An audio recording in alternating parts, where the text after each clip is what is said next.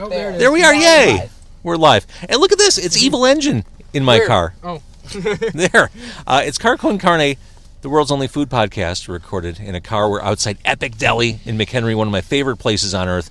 You've never eaten here. I've never eaten here. No. Here's the thing. Evil Engine, tonight, as I speak, they're playing at Epic Deli. There's some danger. There's some risk involved with you performing after eating food from Epic Deli. There's nowhere to nap. I burp a lot too. Okay, so it's gonna be good. interesting. Let it all out. Yeah. Let it go. I should mention this podcast is lovingly brought to you by the fine folks at Boost Mobile. BoostMobile.com. Go there. Go to a brick and mortar outlet. It is endless fun and really the best deal for cellular. Boost Mobile. It's Car Con Carne. Let's eat in the car. It's Car Con Carne. And now here's the star of our show, James Van Alstyne.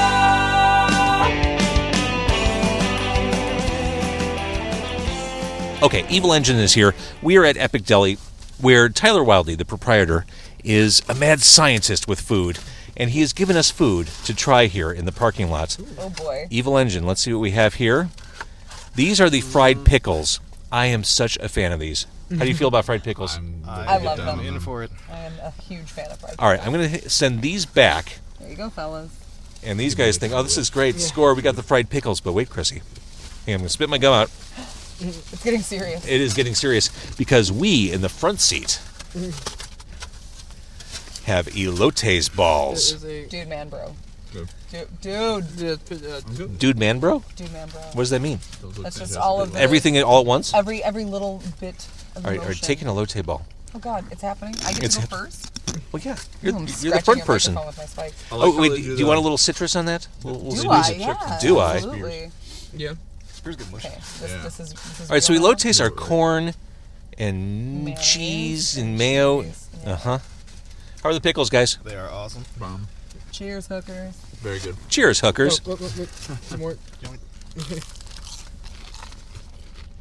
Right? These are stupid. I was mentioning I like that they do the chips instead of the spears. I'm on team chip for pickle. For fried pickles. Fried pickle spears are kind of the worst. These pickle chips are great. Oh, I like the little dusting of cheese on the outside. I believe that's Cojita cheese. I believe you are correct. All right, should we do a You trade? guys want to pass these forward? Yep, let's do it. I don't think my arms work like this, but... I think you're good. There you go. Okay. All right, elote balls. Kryssie, have it. Oh boy, oh boy.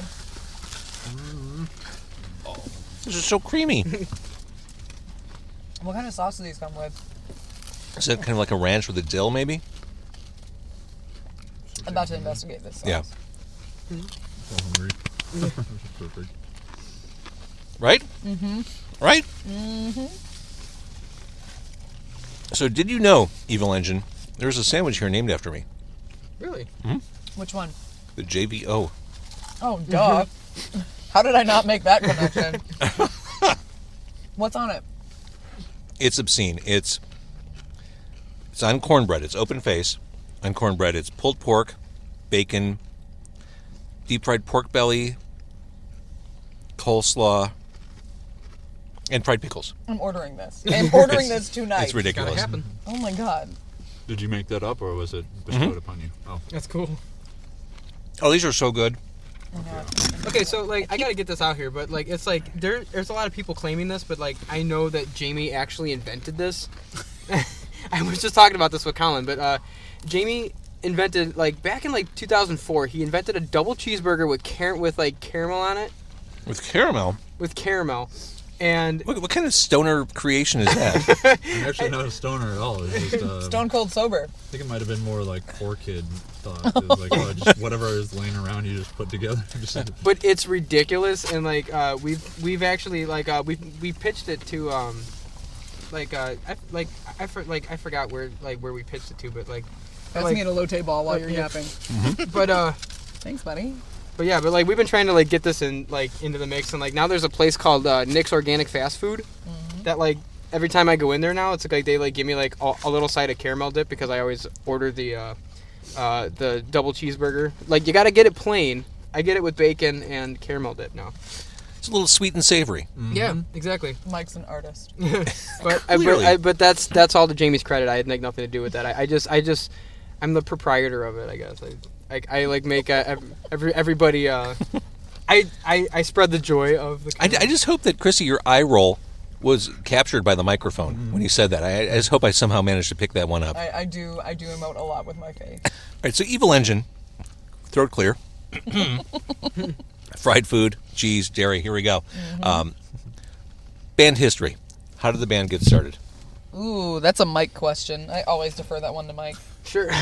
So back in 2014, it was a concept, and it was I had a drummer from my childhood that I played with in the viol, called his name is Connor McCann, and we decided to just start up a punk band again because like we've been playing through like various projects and stuff like that. Had a bunch of different like lineup changes, never left like really like the basement. And I was like, you know what, dude, I'm gonna shelf this until like I can find some like musicians like who are who can commit to this. And I kept writing throughout like 2015, and we finally kind of like solidified something like haphazardly after Kryssie went viral. We can talk about that, right? Yeah. Of course. Okay. And so like we're like, all right, I guess we got to do this now. And we went in and we recorded a single like that night. And it's like by September 2015, like we were kind of a band. Necessity And, is the mother of yeah, invention. like we played like maybe like 4 or 5 shows, and then our old guitarist, who I will not mention, he called it quits and like just like pretty much just like left. And like just booked it for Florida, and like we were like, okay, what now? It's like, we have a bunch of like shows coming up and stuff like that that we booked and stuff. And then Kryssie left for Big Brother, so we were dropping. And we'll talk about that too. Yeah, so like, for people who are unfamiliar with the band, yeah, so we were. Spoiler warning: Kryssie ends up on reality TV. Yep. So we were dropping an EP at the time, and we pretty much like I asked Jamie, like he's been my best friend for 17 years, and like I was like, dude, I was like, you want to play guitar for us? And like he just moved back at that time from Colorado, so he was like, yeah, sure.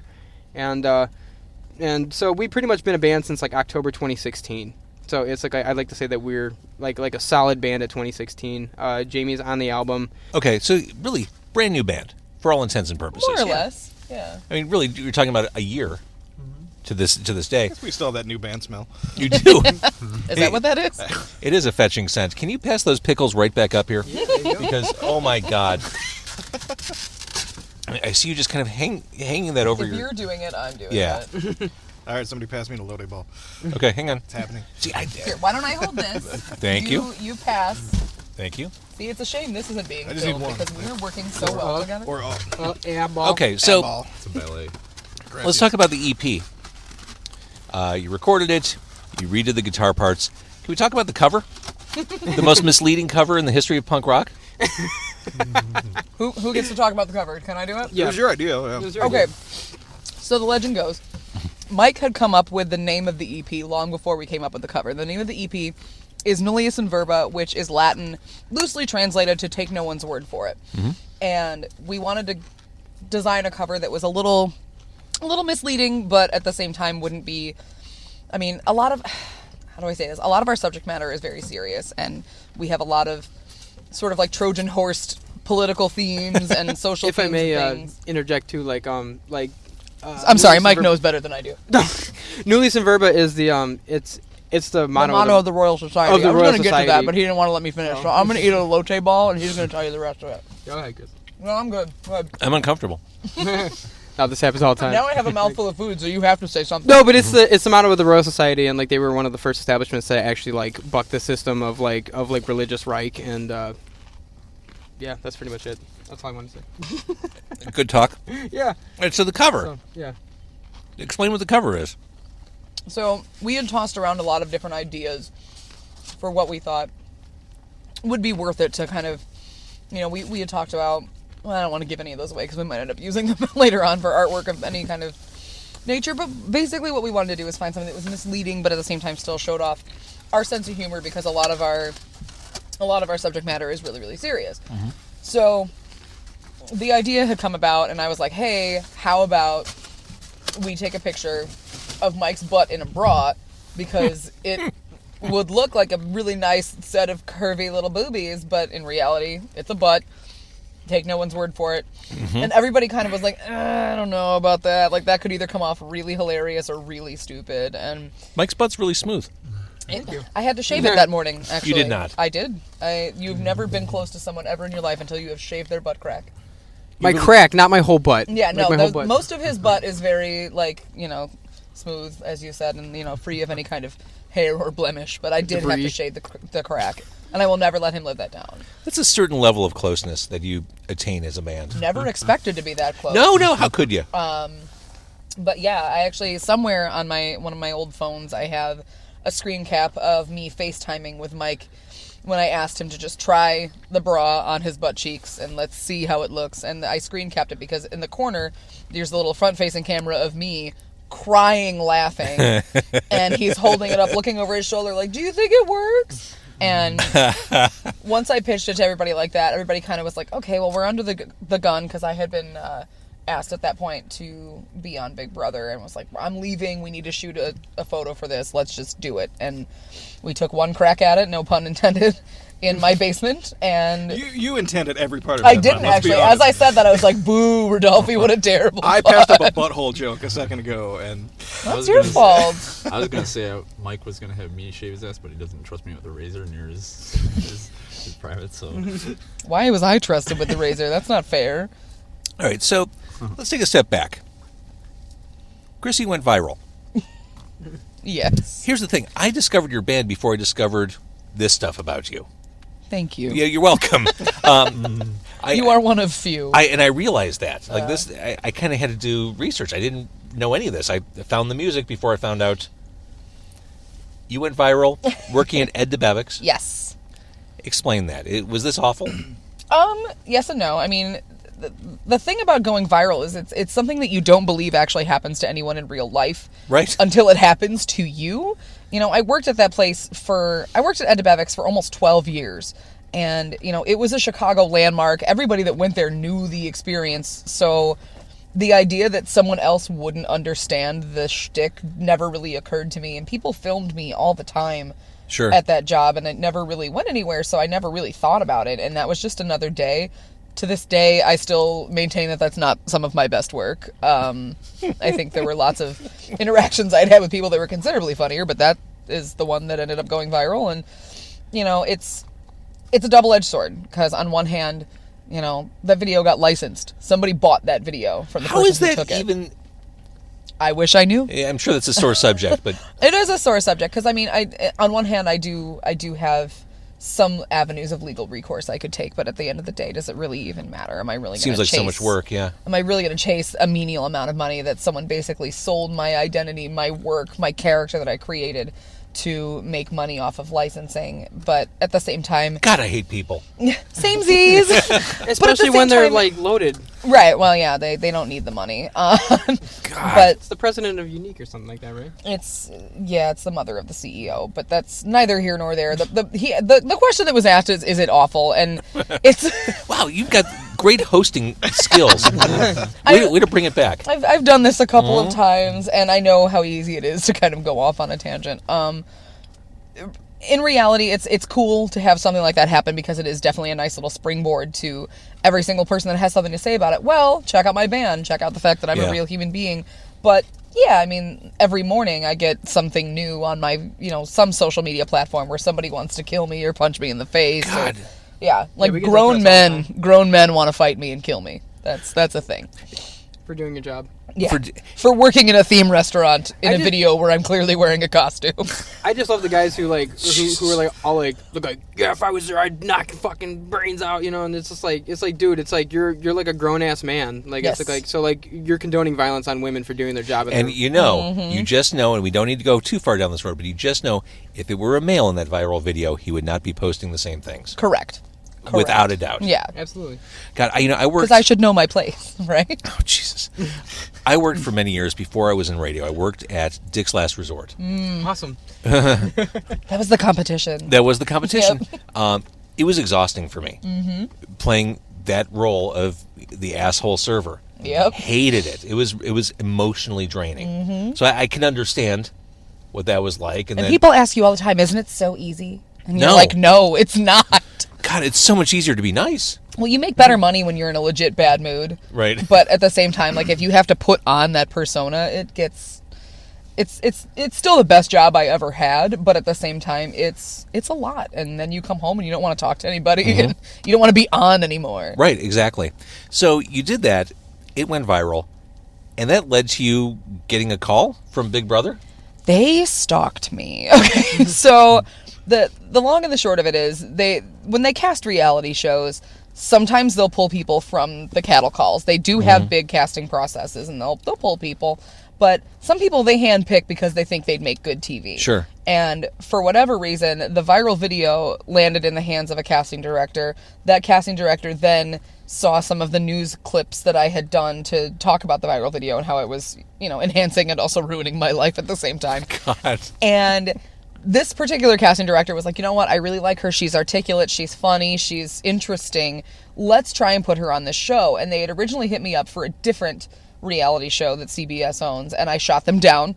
And I, thanks, but no thanks. I really appreciate it, but think of me in the future. Fast forward about 6 months, they called me and they asked me if I'd want to be on Big Brother, and I said no. And they called me back and they said, do you want to be on Big Brother? And I said no. And I shot it down a couple of times, but I really liked the casting director. He was a really cool dude. And so through talking to him, and I'm a people pleaser. I've always been.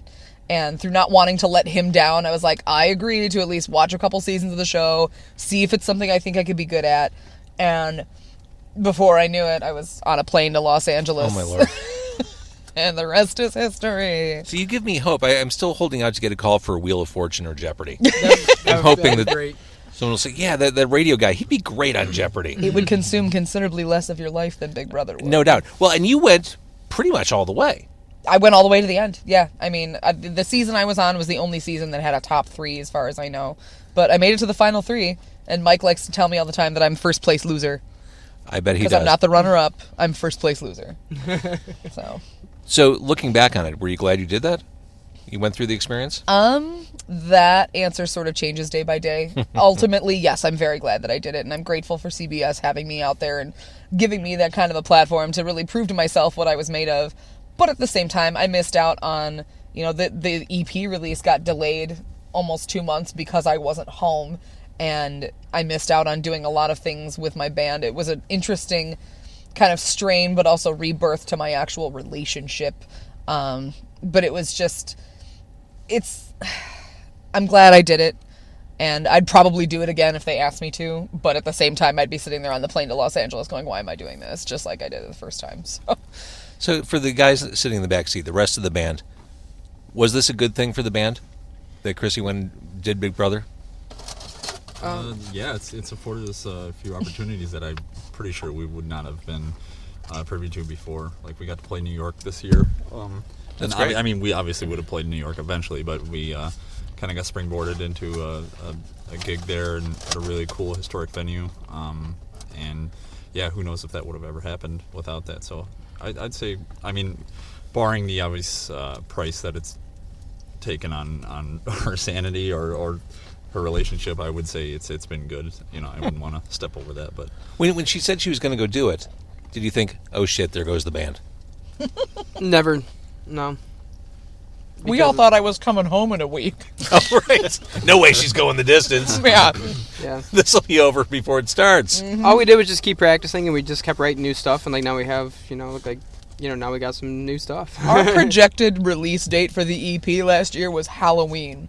I moved into that house on September 28th. I had every intention of being home in time to play an album release show. I had no clue that I would have lasted that whole time. I don't think anybody else did either. Originally, we were only a month and a half or 2 behind the original release date, which by Kickstarter standards is still pretty. well, because we were supposed to release it in July or something like that, and then we had to re-record the whole thing. So, all right, looking ahead, So salty. the EP is out.